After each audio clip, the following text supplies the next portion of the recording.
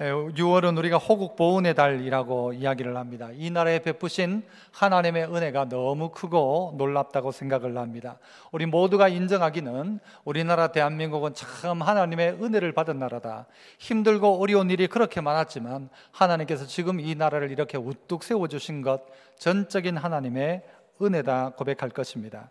어떤 한 선교사님이 일제 치하에 있을 때에 본국에 선교 보고를 보내면서 이렇게 선교 보고를 보냈습니다. 조선에서 야소교인이 된다는 것은, 야소교인은 곧 예수교인, 예수쟁이가 됐다는 것이죠.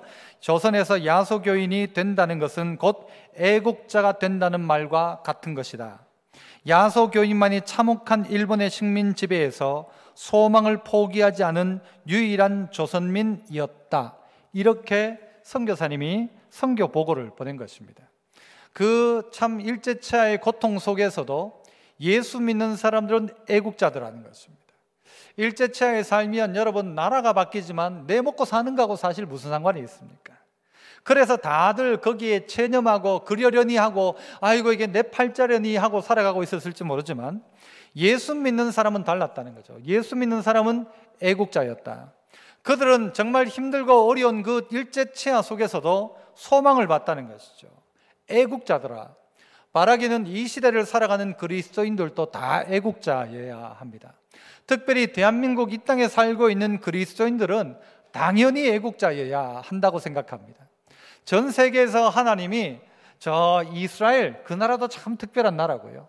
그 다음에 우리나라 이 대한민국도 참 특별한 나라인 것 같습니다. 이스라엘도 주변에 전부 적국에 의해 뺑 둘러싸여 있는 마치 섬나라처럼 살아가고 있고, 우리나라도 저 북한을 이렇게 38선 밑으로 따져놓고 본다면 우리나라도 거의 섬나라나 진배 없습니다.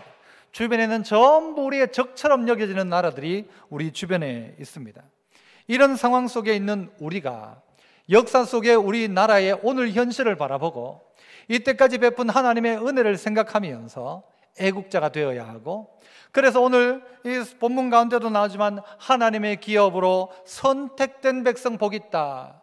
하나님의 기업 백성이라는 제목으로 오늘 우리가 누구인지, 오늘 우리를 하나님 어떻게 만들어 가시는지를 잘 살펴봤으면 좋겠습니다. 먼저 첫 번째 우리가 살필 것은요, 따라 한번 해봅시다. 민족들의 사상을 무욕해 하시고 하나님의 말씀을 이루신다. 하나님의 기업, 그죠? 하나님의 기업이란 말은 하나님의 그 큰 기업의 상속자가 되도록 우리를 선택하시는데, 그런 하나님의 선택된 백성을 만들기 위해 하나님이 하시는 일 중에 하나가 뭔가 하면 온 민족들의 사상을 무효로 만들어 버리시고 온 민족들이 계획하는 그 계획을 다 없애버리신다. 그리고 무엇만 하나님의 말씀을 이루어 가시기 시작한다라는 것입니다. 8절부터 10절까지입니다. 한번 보시죠. 온 땅은 여호와를 두려워하며 세상의 모든 거민들은 누구를? 그를 경외할지어다. 온 땅이 여호와를 두려워하고 거민들은 그를 경외하라고 합니다. 9절 왜? 그가 말씀하심에 어떻게 해요? 이루어졌으며 명령하심에 견고히 있었도다. 세상의 모든 것들이 보니까 하나님이 말씀하니까 말씀대로 되어진 거예요. 하나님이 명령하심에 견고히 서게 된 것이죠. 이것들을 본 것이란 말입니다. 자, 10절 여호와께서 나라들의 계획을 어떻게 해요? 폐하시고 민족들의 사상을 무효하게 하셨다. 하나님이 하신 일을 이야기합니다. 오늘 본문 이 시편 33편 앞쪽으로 가면 모든 백성들이 하나님을 찬양해야 되는데 그것은 정직한 자들이 마땅히 할 바다 이야기합니다. 정직하다면 그들이 해야 될 일이 뭔가? 하나님 찬양하는 것입니다. 이 땅에 베푼 하나님의 은혜를 생각하는 사람이 생각을 조금이라도 해보면 깨달아지는 바가 뭔가? 하나님이 하셨다. 그렇다면 그 사람들은 다 해야 될 일이 하나님 찬양하는 것이라는 것이죠. 우리가 물을 마시는 이 물을 하나님이 주셨다 생각한다면, 이게 물이 그냥 만들어진 게 아닌 것을 우리가 안다면, 사람이 만든 게 아니란 것을 안다면 정직하게 하나님이 만드셨음을 고백하고 찬양해라. 이게 마땅하다라는 거죠. 정직하다면 그는 다른 말 하지 않습니다. 정직한 생각을 가지면 이거 하나님밖에 답이 없습니다. 정직하지 않게 다른 생각을 자꾸 하니까요, 하나님 외에 다른 것을 찾기 시작하는 것입니다. 우리는 원래 다 물질로 된 거다. 우리의 영혼은 없다. 사람도 죽으면 끝이다. 이렇게 하면서 무엇을 그 자리에서 빼내기 시작하는가 하면 하나님이라는 단어를 다 빼내기 시작하는 것입니다. 하나님을 빼내니까 그 자리에 오는 게 뭔가 하면 갖다 놓을 수 있는 단어가 없으니까 거기에 자연이라고 하잖아요. 자연. 스스로가 그렇게 된다. 스스로 그렇게 하시는 분은 하나님밖에 없습니다. 스스로 계신 자. 자연은 스스로가 아닙니다. 시킨 대로 하나님의 법칙을 따라 움직이는 것입니다. 그런데 그 자리에 하나님을 빼려고 하는 것이죠. 전 세대를 이 역사 전체를 가지고 이야기할 때에 가장 기독교의 적과 같이 움직였던 사상 하나가 있다면 그건 공산주의입니다. 공산주의는 흔히 유물론이라고 이야기해요. 모든 것은 물질이라고 이야기하는 거죠. 영 이런 건 없습니다. 또 모두 물질인 거예요. 그리고 우리의 인생이 전부 살아가는 게 이 노동과 착취라고 이야기합니다. 우리에게 일을 시킨다는 것이죠. 그리고 그 일 시키고 그 노동력을 착취해서 그 자본가들이 그걸 뺏어간다는 것이죠. 그래서 이것들을 다 부수어야 한다. 이게 공산주의였지 않습니까? 그래서 이 착취당하는 것들을 다 해방시켜야 된다. 이것이요, 네오마르크시즘 조금 더 넘어오면 여기에 무엇을 결부시키는가 하면 성이라는 것을 결부시킵니다. 우리 인간의 모든 것의 핵심은 이 성적인 욕구다. 이 욕구를 가지고 착취한다는 것이죠. 어떻게 하는가 하면 이 성적인 이 남녀가 결혼을 통해, 결혼이라는 제도를 통해서 결혼함으로 거기에 자녀가, 사랑의 결실인 자녀가 나오는 게 아니라 노동력이 나온다고 생각합니다. 노동력이. 그래서 애를 낳아서 노동을 시키도록 착취하는 이 권력이다. 권력의 구조가 그렇게 되어 있다. 이렇게도 이야기를 하는 것입니다.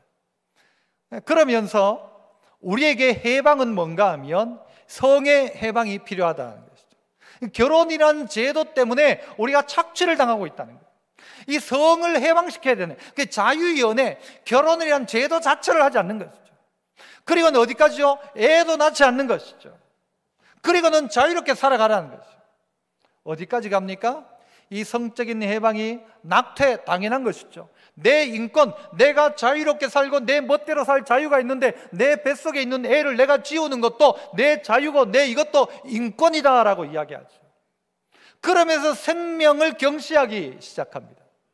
어디까지 갑니까? 요즘 가장 이슈가 되는 동성애, 차별금지법, 이런 법들을 만들면서 어떻게 하고 있습니까? 이 동성애를 권장하는 것이죠. 동성애를 차별하지 말라고 이야기하는 것이죠. 이건 여러분 이런 사상에서, 유물론 사상에서 점점 진보된 것입니다. 성경 안에도 보면 아덴 사람들이 주로 했던 일이 있습니다. 그들은 그때 당시에 이 사상이 어떤 사상인가 하면 새로운 것, 여기에 골몰하기 시작했습니다. 그래서 살면서 전부 새로운 것만 찾습니다. 옷을 사도 뭘 사야 돼요? 신상 사야 되고, 뭐 구두를 사도 새로운 걸 사야 되고, 집에 물론 있지만 그거 상관없어서 무조건 새 걸 사야 돼요. 헌거 안 되는 거예요. 자꾸 새 것만 찾는 거예요. 사상도 새로운 사상, 이야기도 새로운 이야기. 그래서 아덴 사람은 새로운 것에만 집중하여 있었습니다. 그때 당시에 또한 철학 사조 중에 하나가 뭔가 하면요, 에피쿠루스 학파 들어보셨을 겁니다. 에피쿠루스 학파. 그들은 인생의 가장 선은 착하게 사는 게 선이 아니다. 내 육신이 원하는 대로 쾌락을 추구하는 것이 선이다. 내가 기쁘면 그게 제일 선한 것이다. 그래서 그 기쁨을 위해서 막 먹는 거예요. 먹는 게 기쁘면 잔뜩 먹는 거예요. 먹고는 토해내요. 하지만 먹는 기쁨, 이게 선이라는 것이죠. 내 쾌락을 따라 살아가는 게 선이라고 생각하는 것이죠.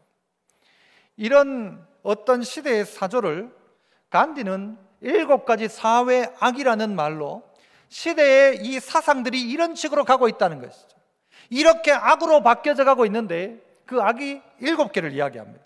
첫 번째, 원칙 없는 정치. 정치가 늘 이랬다 저랬다, 정권이 바뀌어도 이랬다 저랬다 하는 거예요. 원칙 없는 정치. 두 번째는 노동 없는 부. 일 안 하고도 돈 벌 수 있는 거 말이죠. 뭐 이제는 코인, 비트코인이니 뭐니 해가지고는 일 안 하고도 돈 벌 수 있는 세상 만들면 그게 사회가 망하는 길이다라는 거죠.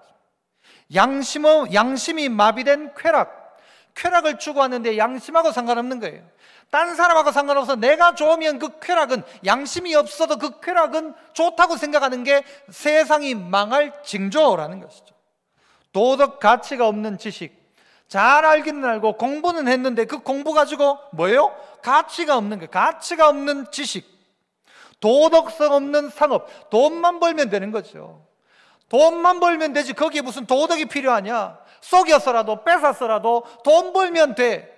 나쁜 거 섞어서라도 돈 벌면 돼. 불량식품 만들어도 돈 벌면 돼. 이게 사회악이라는 것이죠. 인간성 없는 과학, 과학이 발전은 하는데 거기에 사람이 없는 거예요. 마지막 하나는요, 자기 희생이 없는 종교. 이 시대에 기독교가 혹 이렇게 가고 있지 않는가? 이렇게 간다면 기독교도 사회악입니다. 자기 희생을 하지 않는다는 것이죠. 이게 마치 이런 시대 사조처럼 가고 있어요. 그래서 쾌락만을 쫓기 시작합니다. 사람을 영적인 존재로 생각하지 않고 물질로 보기 시작합니다. 그런데 하나님은 어떻게 하신대요? 이런 계획들, 이런 민족의 사상을 무효하게 하신다. 그거 없애버리겠다는 것이죠. 하나님이 하나님의 자기 백성 만드시기 위해서 이런 사상을 시대가 지나가면서 다 무너뜨려 버리는 거예요. 그들이 가지고 있었던 사상, 그들이 가지고 있었던 생각 하나씩 하나씩 들춰내시는 거예요. 아하, 시간이 지나보니까 저게 옳은 게 아니구나. 한때 많은 젊은이들이 공산주의에 심취했어요. 하지만 지나보니까 그게 아니구나. 어떻게 알게 됩니까?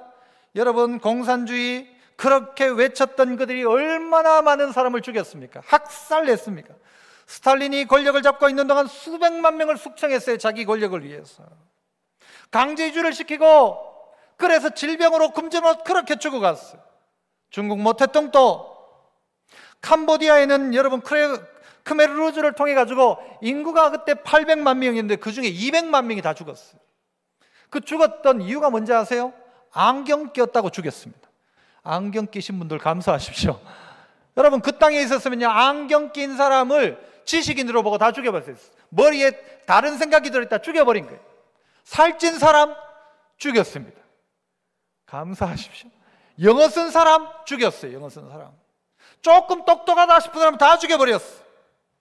그게 공산주의였어요. 한때는요, 무력을 가지고 사람을 죽임으로 공산주의가 팽창했다면 시간이 지나고는요, 교육계, 문화계, 언론, 법조계, 예술계에 전부 이 공산당 이 사상을 가지고 침투하기 시작합니다. 그리고 이 영향을 끼치는 것입니다. 그 영향의 핵심은 뭔가? 하나님 없는 생각, 하나님 없는 사람, 하나님 없는 사회 만드는 것이죠.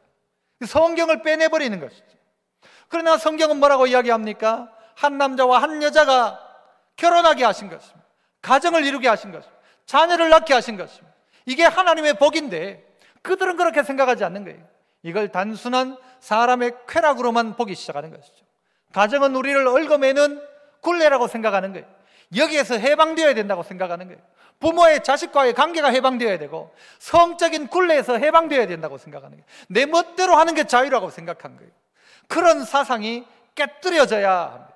지금 교육 안에도 수많은 우리의 환경 속에, 예술 안에도, 영화 한 편 속에도 이런 사상들이 우리를 전부 세뇌시키고 있습니다.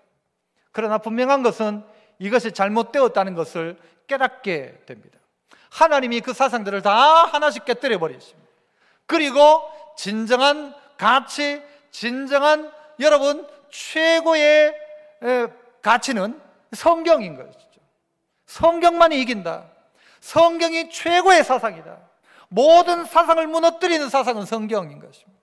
남의 것 뺏어서 착취한다 해서 해방해서 노동자를 해방해서 뺏어가지고 무상분배를 다 하고 일 안 해도 먹고 사는 천국 만들겠다고 했지만 그게 지옥을 만들어 버렸죠. 그러나 성경은 우리에게 어떻게 합니까? 있는 자가 자기 것을 가지고 가난한 자를 나눕니다. 사랑하기 시작합니다. 그를 위해 목숨을 바치기 시작합니다. 여러분, 그리스도의 사랑, 이게 이 모든 사상을 무너뜨릴 수 있는 최고의 가치인 것입니다. 이 땅에 복음이 들어오기 전에 얼마나 억압과 착취 속에 있었습니까? 우리나라의 대부분은 노예였습니다. 대부분은 노예로 살았다는 것이죠. 그 양반들이요, 이 노예들을 그냥 사람 대접을 하지 않았던 시대가 있었지 않습니까? 저희 아버지만 하더라도 여러분 힘든 시대를 사셨잖아요. 전부 그 산에 가가지고 그 소나무 그 벗겨가지고 그거 드셨던 이야기 어릴 때 하셨어요. 기껏 해봤자 우리 아버지의 세대입니다. 아들과 아버지의 세대 사이에 그런 고난이 그때 있었다는 것이죠. 그랬던 나라가 지금 어떠합니까? 이런 나라가 되어져 있습니다. 그러면서 우리는 깨닫게 되지, 역사를 통해서 공산주의가 얼마나 악한지, 공산주의가 얼마나 잘못되었는지. 한때 공산주의는 칼과 창을 가지고 왔지만 지금은 칼과 창이 아닙니다. 광명한 천사의 옷을 입고 우리를 미혹합니다. 하나님, 우리의 세대가, 우리의 다음 세대가 민족들의 사상을 멸하시는 하나님을 만나게 하시고, 그 잘못된 사상에 놀아나지 않도록 하나님 우리의 자녀들을 붙들어 달라고, 우리의 앞선 세대가 이 사상 말이에요, 이 사상, 이 세상 사상이 아닌 하나님의 말씀에 붙들린 세대가 될 수 있도록 해달라고 기도해야 할 것입니다. 하나님, 이 땅의 모든 악한 사상들을 무력케 하여 주시옵소서. 우리 모두 기도해야 할 것입니다.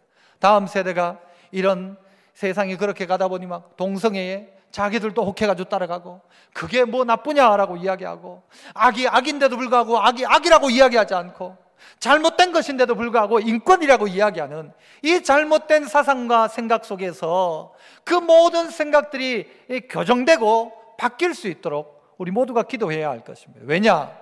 우리가 하나님의 선택받은 백성이라고 한다면 하나님 우리를 통해 그렇게 일하실 것입니다. 우리는 똑바로 정신 차려야 하죠. 정신 바짝 차려야 합니다. 이 두 번째로는요, 또 한번 따라 합시다. 여호와의 계획은 선택된 백성을 통해 이루신다. 하나님의 계획을 하나님이 어떻게 이루시는가 봤더니 하나님의 선택된 백성을 통해서 그 계획을 이루어 가신다는 것이죠. 11절과 12절입니다. 여호와의 계획은 영원히 서고 그의 생각은 어떻게 해요? 대대에 이르러, 우리의 대가 아니라 우리의 대뿐만이 아니라 다음 대에도 대대에 이르리로다. 12절 같이 읽읍시다. 시작. 여호와를 자기 하나님으로 삼은 나라. 하나님이 계획을 하시는데 선택된 백성을 통해 그 일들을 대대에 이루시겠다는 말씀이 방금 이 11절과 12절 말씀입니다. 하나님이 대대에 이루신다. 누구를 통해서? 선택받은 하나님의 백성을 통해서. 말씀드렸지만 우리나라 대한민국은요, 하나님께 정말 선택받은 민족이라고 생각합니다. 가만히 생각해 보니 하나님이 이렇게 사랑하신 나라가 없어요. 우리나라가 여러분 복음이 처음 딱 들어올 때부터 시작해서 평양의 대부흥운동이 일어납니다. 여러분, 우리나라 사람들이 너무너무 착해서 그런 겁니까? 뭔가 대단해서입니까? 아니요, 아무것도 아니에요. 우리의 구원이 무조건적인 선택이라는 말을 쓰는 것처럼 이 나라 대한민국을 하나님께서 사랑하신 것도요, 무조건적인 은혜였어요. 평양의 대부흥운동과 일제치하에서 그 민족의 선구자의 역할을 했던 그리스도인들, 전쟁 가운데 다 폐허가 되었지만 기도하던 하나님의 백성을 통하여 십자가를 높이 들면서 성장하게 되었던 이 나라 대한민국, IMF를 통해서도 지금 코로나를 통해서도 하나님이 이 나라를 붙들고 계시다는 사실을 우리는 착각일지 몰라도 그 착각해야 합니다. 하나님 우리나라 도우신다, 하나님 우리나라 사랑하신다. 아니, 이거 착각 아니죠. 하나님 우리나라 도우신다. 여러분, 이 생각들을 가지고 있다면 하나님이 오늘 우리를 통해 일하신다는 것이죠. 우리에겐 책임이 있다는 것입니다.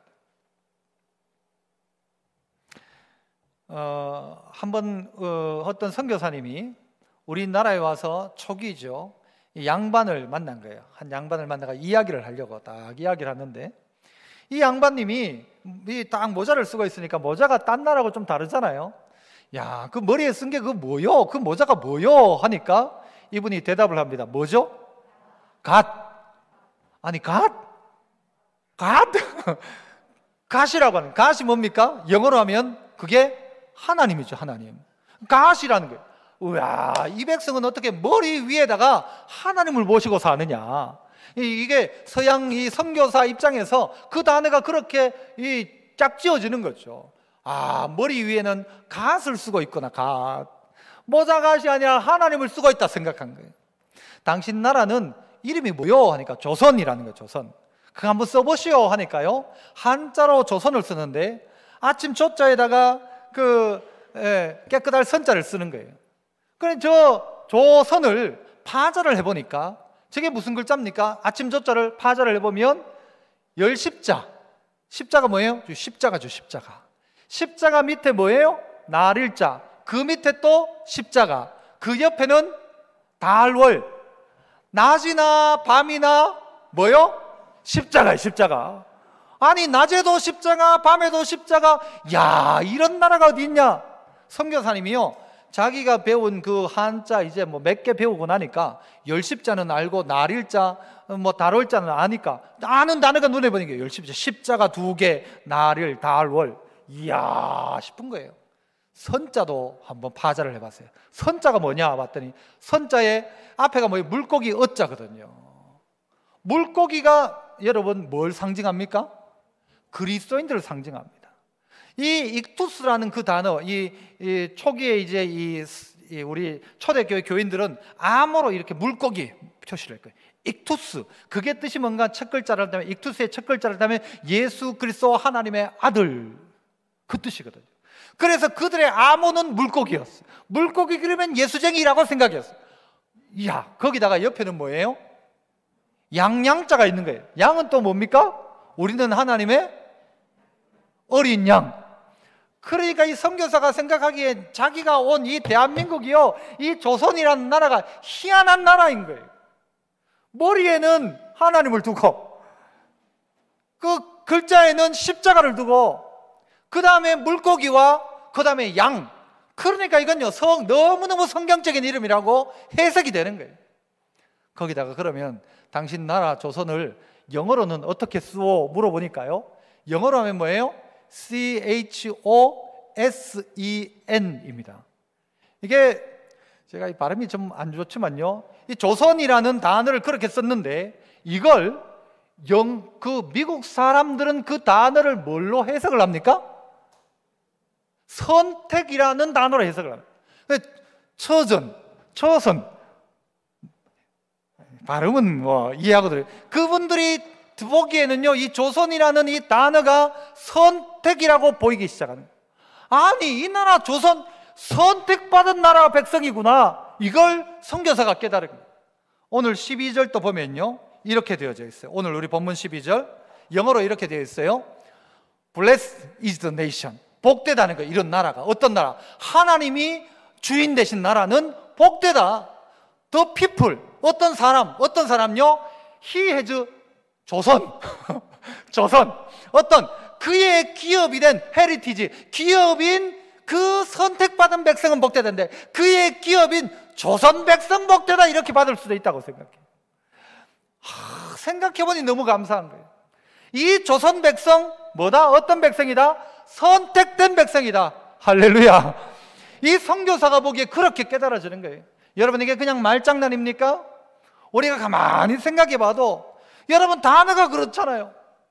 그러니까 이 머리에는 하나님을, 한자로 봐도 십자가, 영어로 보니까 선택된 백성. 여러분, 저는 우리나라가 하나님께 정말 선택받은 백성이라고 생각합니다. 우리가 잘 알고 있는 대로 원조를 받던, 지질이 가난했던 그 나라가 어떻게 원조를 주는 나라가 되었을까? 아버지 때만 해도 그야말로 풀 뜯어 먹고 살았고 나무 껍질 벗겨 먹던 아버지의 세대인데 아들의 세대에 어떤 이런 은혜가 있는가? 이 기적이죠, 기적. 이 기적이 여러 가지 기적을 하나면 그냥 한 번의 기적이지만 이런 온갖 기적을 다 연결해서 생각해보니 이건 기적이 아니고 누군가가 이렇게 한 거죠. 누구냐? 하나님이 하셨다. 하나님이 왜 하셨는가? 선택받은 백성을 통해 어떻게 하도록요? 대대로 이 하나님의 뜻, 하나님의 계획을 이루도록 하나님이 선택한 그 백성 복되다. 선택된 백성의 복을 통해서 어떻게 해요? 대대로 하나님의 계획을 이루어가겠다는 거예요. 그래서 이 백성, 대한민국 백성, 대한민국에 있는 예수 믿는 백성들은 책임을 느껴야 합니다. 의무감이 있어야 합니다. 하나님이 우리를 선택하셔서 하나님의 계획을 이루시는 일에 우리를 부르셨구나. 저기 이스라엘 백성을 제사장 나라로 부르신 것처럼 이 동방의 대한민국을 복음 전하는 나라로 하나님 부르셨구나. 그래서 이 나라 대한민국에 이런 특혜를 주셨구나. 다른 나라 없잖아요. 다른 데 없잖아요. 예수 믿는 나라. 여러분, 이 나라의 시작, 여러분 건국 대통령인 이승만 대통령에 대해서 여러분 뭐 잘 몰라요. 안 가르쳐 주니까 잘 몰랐죠. 그러나 여러분 그 이야기를 다 들어보니까요, 이 나라에 베푼 은혜가 얼마나 놀라운지 몰라요. 그러면서 이 나라가 어떻게 시작했습니까? 기도로 시작한 나라잖아요. 기독교 가치에 시작된 나라잖아요. 좀 더 심하게 이야기하자면 기독교 국가를 꿈꿨던 나라죠. 그런 꿈들이 있었던 나라였다는 것입니다. 하나님이 이 나라 가운데 그래서 많은 은혜를 베푸셨고, 그 하나님의 백성 한 사람 한 사람이 선택받은 백성들이 대대로 하나님의 계획을 이루어가는 그 일을 위해 우리를 부르셨고, 그 일을 통해서 뭐를요? 이 땅의 민족들의 사상을 무효로 만들어버리는 거예요. 이렇게 살아가고 있는 그리스도인 때문에 이것이 최고의 가치라고 쾌락을 쫓아 살아가는 사람들이 그게 가짜라는 것을 드러내게 하시는 거예요. 그 일로 우리를 부르셨다는 것이죠.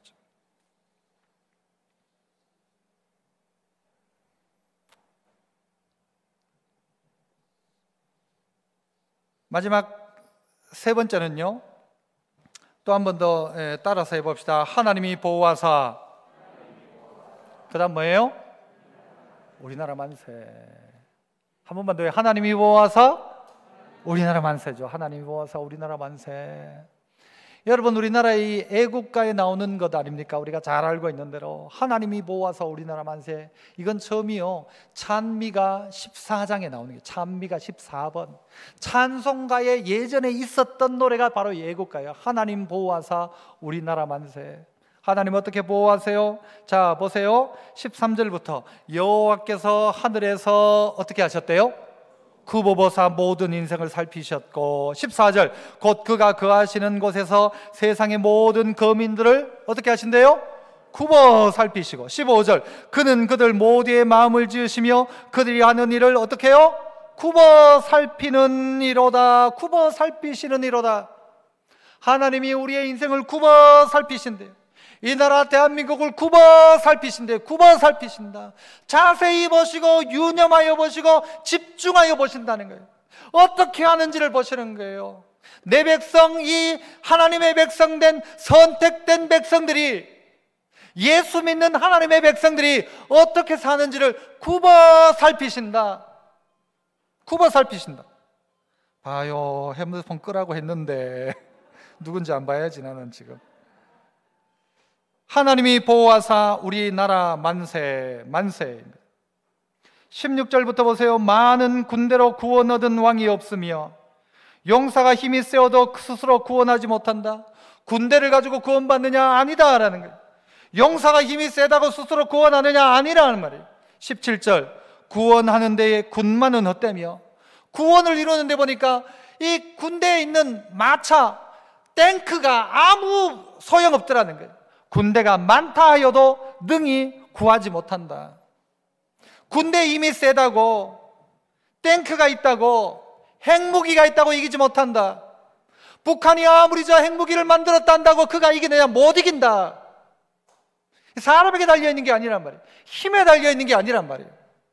세대를 보면요, 여러분 그렇게 대단했다고 생각했던 대제국들도 무너질 땐요 한 번에 무너집니다. 성경 안에 나오잖아요. 바벨론이, 애굽이, 로마가 한 번에 무너지는 거죠. 소련도 어느 날 갑자기 무너지잖아요. 거대한 나라 하나님이 무너뜨립니다. 군대에 힘이 있다고 해서 이기는 게 아니다. 힘이 약하다고 또한 지는 것도 아니다라는 말이에요. 그러나 힘이 세면 이기냐? 힘도 아니라는 거예요. 그 너머에 뭐가요? 하나님이 보호하셔야 된다. 하나님이 보호해야 우리나라 만세라는 거죠. 어떤 면에서는요, 우리나라 준비를 잘 해야 합니다. 원래 전쟁은 언제 준비하는가 하면요, 평화의 때에 전쟁을 준비하는 것입니다. 전쟁을 준비하는 이유는 전쟁을 하지 않기 위해서 전쟁을 준비하는 것입니다. 힘을 길러야만 이 전쟁이 일어나질 않습니다. 그래서 이런 이야기가 유비무환. 유비무환이 무슨 뜻입니까? 의사들은 유비무환을요, 의사들은 이렇게 해석을 하더라고요. 유비, 비가 오면, 무환, 환자가 없다. 비가 오면 환자가 없다. 유비무환입니까? 아니죠. 우리가 잘 준비하면 환란이 없다. 바꿔 이야기하면 무비, 준비하지 않으면 유환, 환란이 있다라는 거죠. 준비해야 합니다. 그러나 준비한다고 되는 것입니까? 힘을 기르기만 하면 됩니까? 아니요. 그 힘을 가지고 구원하지 못한다. 힘을 가지고 안 된다. 결국 요는 뭐냐? 하나님이 보호하셔야 된다. 하나님이 보호하지 않으면 이 나라 방법이 없다라는 것입니다. 계속해서 보세요. 18절. 그래서 뭐라고 이야기해요? 여호와는 그를 경외하는 자, 곧 그의 인자하심을 바라는 자를 뭐요? 살피신다. 19절. 그들의 영혼을 사망에서 건지시고 그들이 굶주릴 때에 그들을 살리신다. 이게 대한민국이었습니다. 한자 하나 더 이야기하고 말씀을 마무리할까 하는데요. 여러분, 우리 가빈지 현처, 국난지 충신 이란 말이 있답니다. 저 가빈은 뭔가 하면 가정이 가난해지면 그때에 알게 된다는 거예요. 뭘 알게 되는가 하면 현명한 처, 현명한 아내를 알게 되고, 국난, 나라가 어려워지면 알게 된다. 뭐를? 충신을 알게 된다. 어려워졌을 때 진짜 충신이 누군지, 가정에 돈이 없어졌을 때에, 가난해졌을 때 진짜 이 현명한 아내가 누군지 그때 드러나게 된다는 거죠.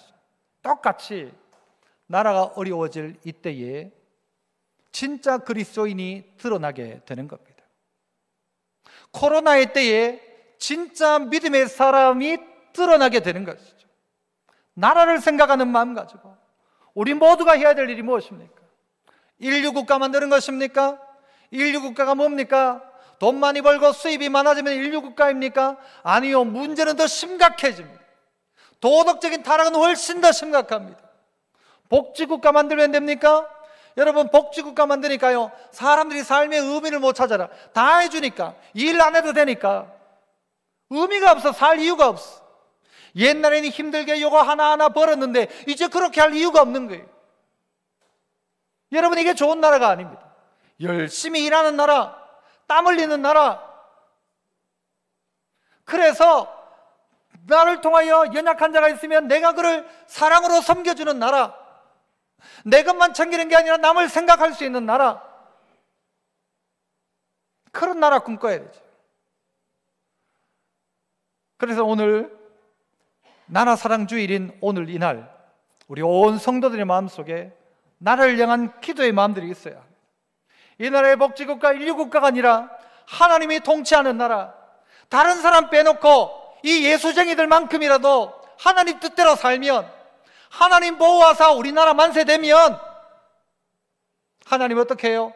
그 백성, 선택된 백성을 통하여서 대대로 하나님의 계획을 이루시고, 그 이루는 그 백성들의 복 때문에 증명되지요. 뭐가? 잘못된 사상이 무너지기 시작하는, 그거 잘못된 생각, 하나님의 진정한 행복을 가르쳐주는 그리스도인들 때문에 이 쾌락을 쫓아 살아가던 사람들이 쾌락이 행복이 아니다라는 것을 깨닫게 되어지는, 그래서 하나님의 법이 온전하고 하나님의 법만이 대대에 설 것을 이야기해 줄 수 있는 하나님의 백성, 그래야 사상이 깨어지는 것입니다.